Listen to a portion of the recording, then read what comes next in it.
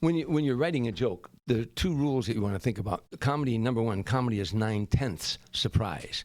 The audience laughs because they didn't think you were going to say that or do that. So the setup line has to hide the punchline. That's a very good point. I didn't realize. The other rule is there are no victimless jokes.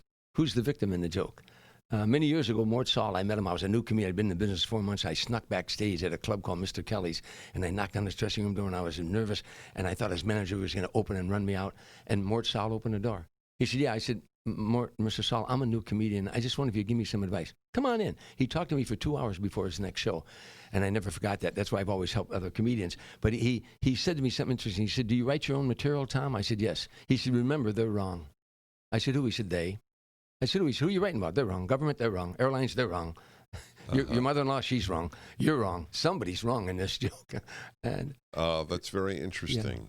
Yeah. Well, you know, the difference between comedy and film and the stand-up comedian or the humorist. Now, Dennis Prager at a podium with a lectern in front of a podium can tell a funny story and get a nice laugh. But if Dennis Prager walks away from that podium and goes center stage and grabs a hand mic, you better be real funny. I make audiences laugh, and I know what you're saying to be true. If I were put in the comedy club, it would not be the same thing.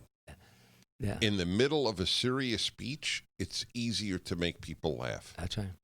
At Frank Sinatra's funeral, at a very serious moment, I spoke, and I made the room erupt with laughter because they needed that laugh at that time. You know, but it's just. All of that, again, I can teach you a lot of things about stand-up comedy, and I do that for young comedians. I give motivation speeches to comedians called The Joy of Stand-Up Comedy and How to Get There. And so to motivate them, because most comedians are insecure, neurotic, love-starved wrecks, you know. But the one thing I can't teach you is timing. I can teach you a lot. It's hard to describe timing. If I could describe timing to you, I'd say there's a pond of water, and you've got a rock, and you throw that rock as high in the air as you can. And then the rock goes up as far as it can, and then it slowly comes down and hits the pond. Now, that's laughter. When laughter is rising, you never move on your next line. You step on your own laugh. Sometimes I wait for the rock is a little ways down, and sometimes it's halfway down. Sometimes I wait before I move on my next line until it hits the pond. And some nights I let it ripple all the way across the pond. I can't tell you how I'm going to do that before I go on stage because I don't know how the audience is going to react to me. So my brain sets to I set a timing off of their laughter.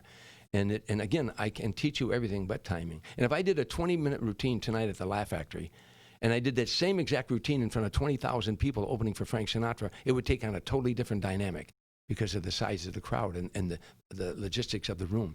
It's just... Is there ever a danger? I always think about this when I watch a stand-up comedy. Is there ever a danger you'll forget what the next joke is? Yeah, but Maury Amsterdam taught me a trick years ago. He said, if you're out, and this happened, I did 61 appearances on The Tonight Show, so some nights you'd be out there. How many? 61 appearances on The Tonight Show. Wow. Yeah, and so you'd be out there some nights, and Maury Amsterdam taught me a trick. And he told me he helped John Kennedy get elected, and he told me he had a letter from President Kennedy saying just that. He said, if you're ever going up on your lines, you're on stage, he said, don't stop and try to force where was I. Just keep talking and your brain will catch up.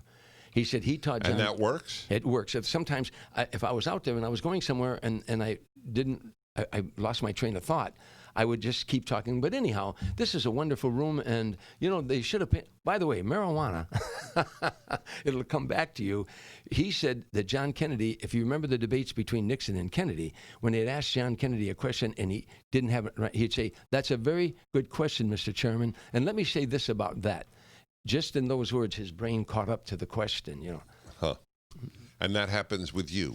Occasionally, you know, occasionally. Sometimes... Are you allowed to bring up little tiny notes? Just to remind yourself of stuff very you want to say? Unprofessional. Some comedians do it unprofessional. when you're trying out new material, but not when you're in a major... I see. When you they can't do that.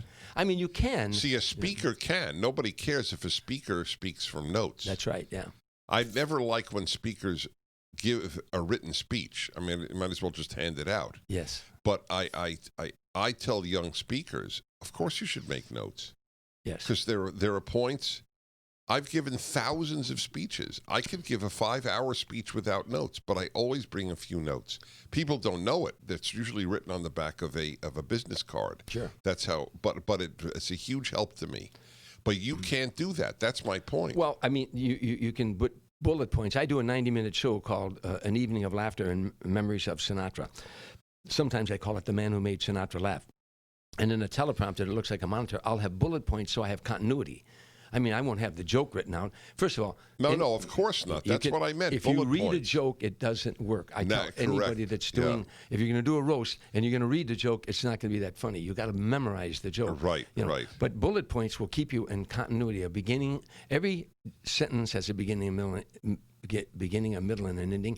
Every joke has a beginning, a middle, and an ending, and every 90-minute show has the same thing. So you want continuity. You traveled for 14 years with Frank Sinatra, city to city, 45 to 50 cities. Wait, you would be the warm-up act, as they call it. Mm-hmm. Now, did you hang around in every instance to hear him, or you were done and you could leave? There was nothing. I could leave, but I would always. And I toured with Sammy Davis Jr. for 3 years too, and I did the same thing. I sat in the wings and watched these great performers, their stage presence and how they approach certain things. It was going to school. And I had done 40-something Tonight Shows when I met Frank Sinatra. Wow. I'd been around, but he was a master. The book is still standing.